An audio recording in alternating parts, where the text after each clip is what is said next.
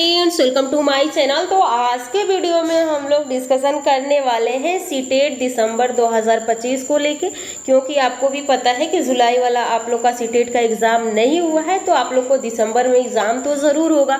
तो इसलिए आप लोग को प्रिपरेशन अभी से करना है। ऐसा नहीं है कि आपका नोटिफिकेशन आ गया और 1 महीने 2 महीने में आप सीटेट निकाल लेंगे, तो इतना आसान भी नहीं है और इतना हार्ड भी नहीं है। तो आपको इसको ना तो हल्के में लेना है, ना तो अपने ऊपर लोड लेना है। आपको बहुत अच्छे से अपना प्रिपरेशन करना है। तो हम लोग आज बात करने वाले हैं सीटेट को लेकर। तो इसमें आप लोग जो पहली बार स्टूडेंट एग्ज़ाम देने जा रहे हैं, तो उनको इसके बारे में उतना नॉलेज नहीं होगा। लेकिन जब आप 1-2 बार दे लिए, जो स्टूडेंट कई बार दे चुके हैं, 1-2 बार दे चुके हैं, तो उनको तो इसके बारे में पता होगा। लेकिन फिर भी आप लोग देखिए कि इसमें हम लोग लास्ट में बात करने वाले हैं कि हमें क्या पढ़ना है, कितना पढ़ना है, कैसे पढ़ना है, जिससे कि हमारा सीटेट क्वालिफाइड हो जाए। तो देखिए, बहुत सारे स्टूडेंटों का कमेंट आ रहा था कि हम लोग पहली बार एग्ज़ाम देने जा रहे हैं, तो हम लोग को पता नहीं चल रहा है कि हम लोग कौन सा क्या पढ़ें, कैसे पढ़ें, कहाँ से पढ़ें, या कौन कौन सा सब्जेक्ट पढ़ें। तो ये सारा डाउट आप लोग को इस वीडियो में दूर होने वाला है। तो पहले तो समझ लीजिए कि सीटेट का 2 पेपर होता है, एक फर्स्ट होता है और एक सेकेंड होता है। फर्स्ट वाला बीटीसी वाले स्टूडेंट देते हैं और ये जो सेकेंड वाला होता है बीएड वाले स्टूडेंट देते हैं। तो बीएड वाले स्टूडेंट देंगे तो इन लोग का तो सब्जेक्ट कम्बिनेशन होता है कि किस सब्जेक्ट से हैं। अगर मैथ साइंस से हैं तो मैथ साइंस का देंगे, हिस्ट्री जियोग्राफी पॉलिटी है तो उसका देंगे। अब वो पूछा जाता है कि कितने क्वेश्चन किस जगह से बनते हैं। तो देखिए, पहले तो 5 सब्जेक्ट आपको पढ़ना होता है।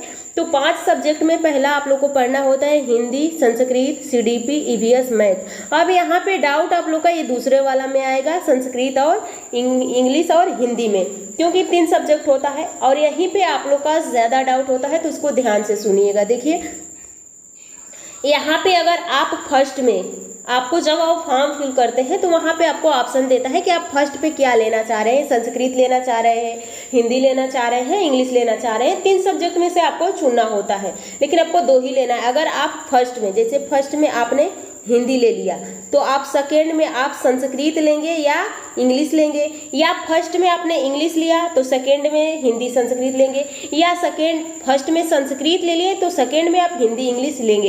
यानी 3 में से आपको 2 लेना होता है, एक फर्स्ट और एक सेकेंड। तो यहाँ पे तो आपका डाउट दूर हो गया कि फर्स्ट हिंदी लेंगे तो सेकेंड संस्कृत लेना पड़ेगा। अगर सेकेंड संस्कृत लेंगे तो अगर फर्स्ट संस्कृत लेंगे तो सेकेंड हिंदी लेना पड़ेगा। इसी तरह अगर फर्स्ट हिंदी ले रहे हैं और चाहें कि आप इंग्लिश लेना चाह रहे हैं तो सेकेंड आप इंग्लिश ले सकते हैं। अगर फर्स्ट इंग्लिश ले रहे हैं तो सेकेंड संस्कृत या हिंदी ले सकते हैं।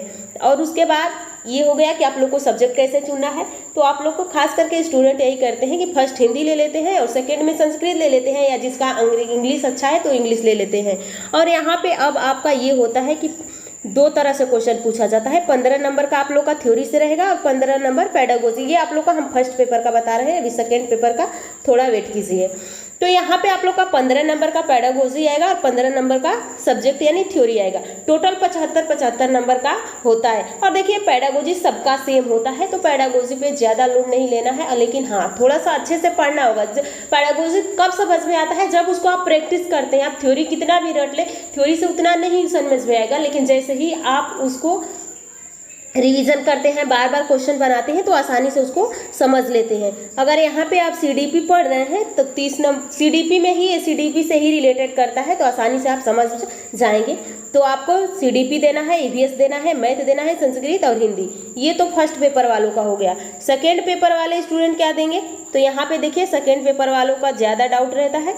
तो सेकेंड पेपर अगर आपने साइंस और मैथ लिए हैं, अगर आपका साइंस और मैथ सब्जेक्ट है, तो आपको साइंस और मैथ का एग्ज़ाम देना होगा, जो कि टोटल कितने नंबर का होगा? 60 नंबर का होगा। 30 नंबर का आपका संस्कृत, 30 नंबर का आपका साइंस आएगा और 30 नंबर का मैथ आएगा, जिसमें से 10 नंबर का आप लोग का पेडागोजी रहेगा मैथ में और साइंस में भी, और 10 यानी यहाँ पे आप लोग का 20 नंबर का आप लोग का ये रहे, 20 नंबर का आप लोग का थ्योरी का पार्ट रहेगा। और खास करके अभी हम बात करेंगे कि साइंस को किस तरह से आपको पढ़ना है। अगर आप आर्ट साइंस से हैं तो आपका हिस्ट्री, जियोग्राफी और पॉलिटी होगा। इसमें आप लोग को पढ़ना क्या क्या होता है, देखिए यहाँ पे भी आपका CDP, Hindi, math, science, Sanskrit या इंग्लिश लेंगे, उस जैसे आपको वहाँ पे चुनना था। यहाँ पे सीडीपी, हिंदी, संस्कृत और 60 नंबर का ये होता है, तो ये लेंगे।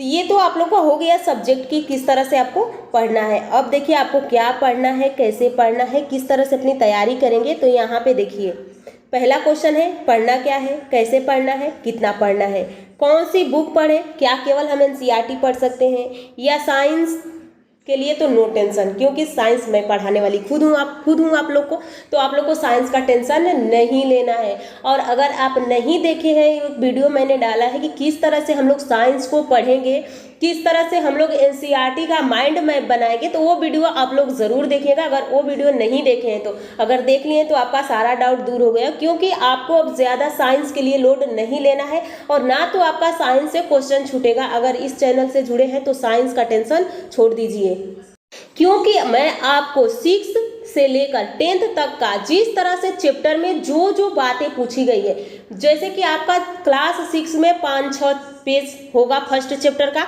लेकिन मैं उस चैप्टर से कितने क्वेश्चन बन सकते हैं उन क्वेश्चन का एक पेज में नोट्स बनवाऊंगी, जिससे कि आपको रिवीजन करने में आसान होगा और बहुत अच्छे से आप लोग को पढ़ना होगा। साइंस में बहुत अच्छे नंबर लेके आएंगे, तो साइंस का टेंशन नहीं लेना है।